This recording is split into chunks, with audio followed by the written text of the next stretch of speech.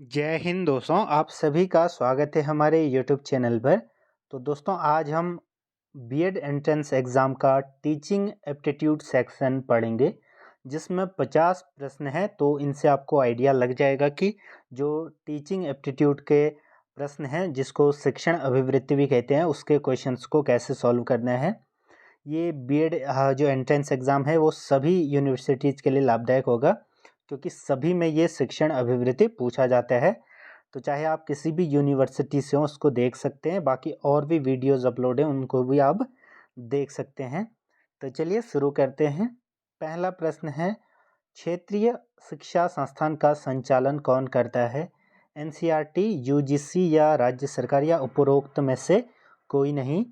तो जो क्षेत्रीय शिक्षा संचालन करता है वो एनसीईआरटी करता है। ऑप्शन ए टिक कर लेंगे।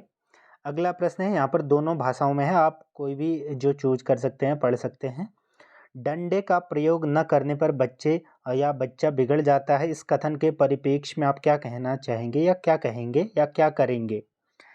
तो ऐसे प्रश्न पूछे जाएंगे। तो यहाँ पर आप देख सकते हैं, बच्चों को समझाने की हम क्या करेंगे, कोशिश करेंगे। ऑप्शन डी इसका सही उत्तर हो जाएगा।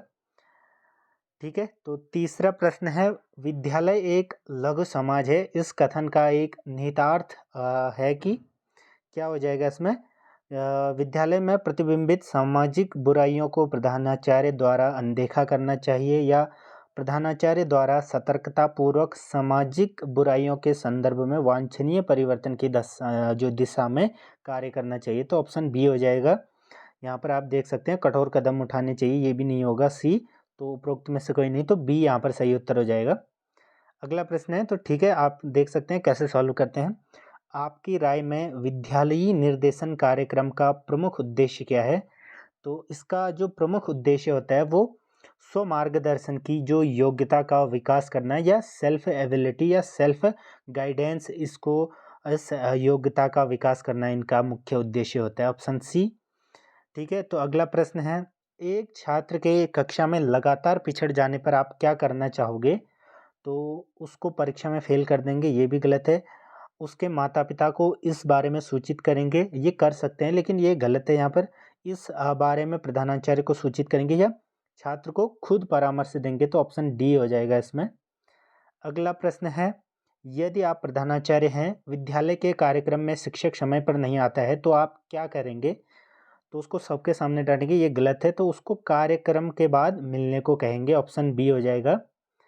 अगला प्रश्न, अच्छे शिक्षक वह हैं जो सहायक पुस्तकें लिखते हैं, पाठ्य पुस्तकों से पढ़ाते हैं, केवल सहायक पुस्तकों से पढ़ाते हैं, तो छात्रों को जो प्रेरित करते हैं वो एक अच्छे शिक्षक की निशानी है। अगला प्रश्न, अ, अनुशासनहीनता के निवारण हेतु किस उपाय का प्रयोग किया जाना चाहिए? तो सुधारात्मक और निरोधात्मक, reformative and preventive. Option C है इसका। अगला प्रश्न, निम्न में से नियमित शिक्षा में सम्मिलित नहीं किया जा सकता? विद्यालय को किया जा सकता है, पुस्तकालय को किया जाता है, धर्म को नहीं किया जा सकता। तो ऑप्शन सी हो जाएगा। बाकी शिक्षण विधियां भी जो है नियमित में सम्मिलित किया जा सकता है। अगला प्रश्न है, राष्ट्रीय शिक्षा दिवस प्रत्येक वर्ष मनाया जाता है, तो ये कब मनाया जाता है? 11 नवंबर को ये जो है राष्ट्रीय शिक्षा दिवस मनाया जाता है। नई शिक्षा नीति 2020 जो न्यू एजुकेशन पॉलिसी है, उसका क्या है मुख्य उद्देश्य? सबको समान शैक्षिक अवसर प्रदान करना, शिक्षा को रोजगार से जोड़ना, पूरे शिक्षा तंत्र को सुधारना, या शिक्षा तंत्र को आध्यात्मिक बनाना। तो पूरे शिक्षा तंत्र को सुधारना इसका मेन मोटिव है। नवोदय विद्यालय स्थापित किए गए हैं, तो ये किए गए हैं ग्रामीण क्षेत्रों में अच्छी शिक्षा देने के लिए। इनका जो है मेन पर्पज इनका स्थापित करने का यही था। अगला है, निम्नलिखित में से कौन विद्यालय जो है प्रधानाचार्य अच्छे शैक्षिक नेता के रूप में उभरेगा? खुश करने वाली आदतों के साथ अत्यधिक सामाजिक व्यक्ति, या ऊंचे या शीर्ष जो विदेशी विश्वविद्यालयों से नेतृत्व की डिग्री के साथ अनुभवी शिक्षक, निरंतर अव्यल व सराहनीय विद्याविद, या एक शिक्षक जिसका कक्षा परीक्षा फल उत्तम हो। तो ऑप्शन डी हो जाएगा। और जो कठिन कार्य करने के साथ विद्यार्थियों एवं शिक्षकों में भी लोकप्रिय है। शाला दर्पण योजना का संबंध है, तो ये केंद्रीय विद्यालयों से है। Option A. ली थायर के अनुसार संप्रेषण के मूल कार्यों को बांटा जा सकता है। तो कम्युनिकेशन के मूल जो कार्यों को 3 भागों में बांटा जा सकता है। ऑप्शन बी इसका सही उत्तर है। बढ़ते हैं अगले प्रश्न की तरफ। शिक्षण सहायक सामग्री किस जो उपागम से संबंध है? तो मल्टी सेंसरी या बहु इंद्रिय उपागम, ऑप्शन डी इसका सही उत्तर है। अगला है डिजिटल इंडिया प्रोग्राम के अंतर्गत कितने क्षेत्र सम्मिलित हैं? तो डिजिटल इंडिया जो प्रोग्राम हमारा लॉन्च हुआ था देश का, उसमें 9 क्षेत्र इसके अंतर्गत आते हैं। ऑप्शन ए हो जाएगा। अगला प्रश्न, कंप्यूटर सह अनुदेशन द्वारा किस क्षेत्र में अधिगम नहीं होता है? तो ये पूछा गया है हमसे, लर्निंग किस में नहीं होता है?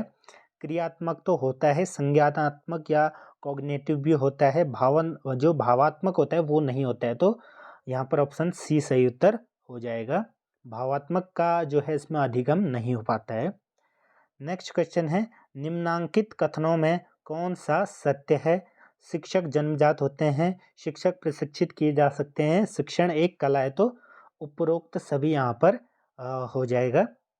अपने विद्यार्थियों में स्व अनुशासन विकसित करने के लिए आप क्या करेंगे? उन्हें उत्तरदायित्व देंगे, उन्हें अच्छे आचरण के नियमों से जागृत कराएंगे, तो उन्हें उत्तरदायित्व देंगे। तो ऑप्शन ए सही उत्तर हो जाएगा, जो है जो स्व अनुशासन विकसित करने के लिए।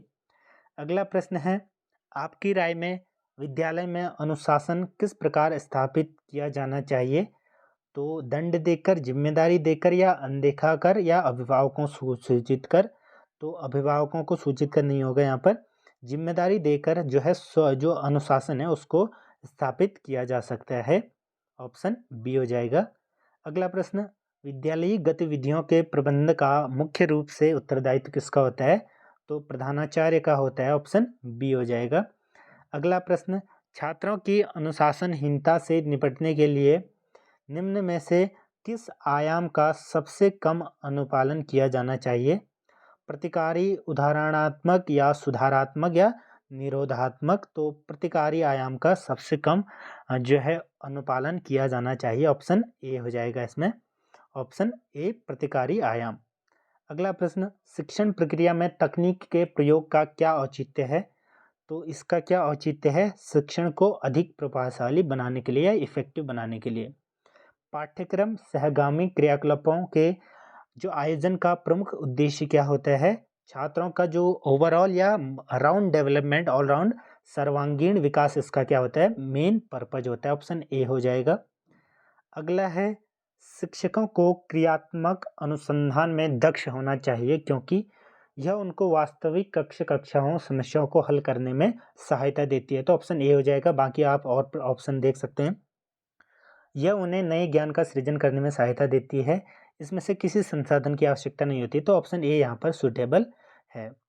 अगला प्रश्न, आपकी राय में निम्न में से कौन सा कारक सीखने की प्रक्रिया में सबसे कम प्रभावित करता है? थकान ये करता है, परिपक्वता करती है, बीमारी भी करती है। तो लिंग यहाँ पर सबसे जो है कम प्रभावित करता है। जेंडर, आप किसी भी जेंडर से हो सीख सकते हैं। अगला प्रश्न है, शिक्षक के रूप में आप कक्षा में जो द्रव्य श्रव्य सामग्री का प्रयोग क्यों करना चाहेंगे? मनोरंजन हेतु, ये गलत हो जाएगा। अपने तकनीकी कौशल का प्रदर्शन करने हेतु, ये भी नहीं है। कक्षा को अनुशासित करने हेतु, या शिक्षण को इफेक्टिव बनाने के लिए।